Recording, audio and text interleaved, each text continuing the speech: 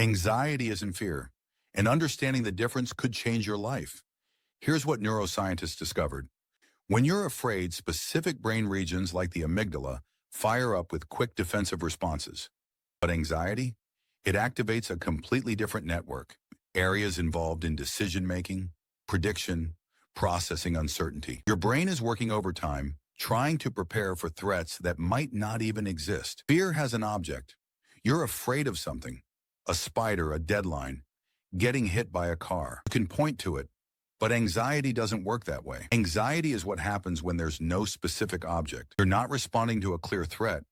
You're responding to uncertainty itself. What might happen? What could go wrong? All the possibilities you can't predict or control. And here's the kicker.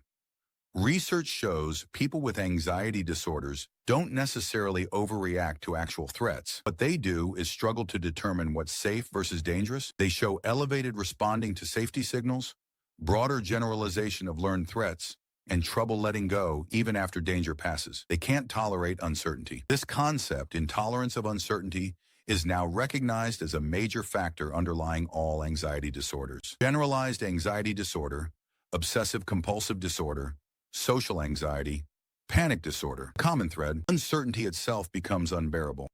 So what happens when you reframe anxiety not as a malfunction, but as a fundamental response to the human condition? Well, understanding that anxiety is fundamentally about uncertainty and that it's rooted in the very structure of human existence changes how we might approach it. We can't just eliminate uncertainty from life.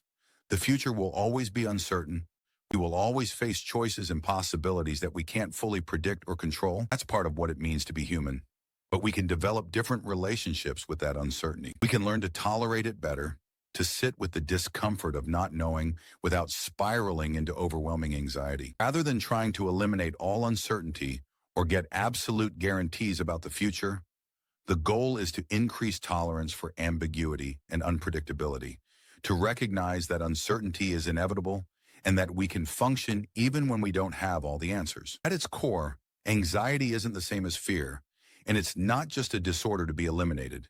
It's a fundamental aspect of human consciousness, tied to our awareness of freedom, time, and possibility. It emerges from the fact that we're beings who can reflect on our own existence, who care about what might happen, and who must live with the inherent uncertainty of the future. Understanding anxiety this way is something ontological rather than just psychological, helps us see it not as a malfunction, but as part of the human condition.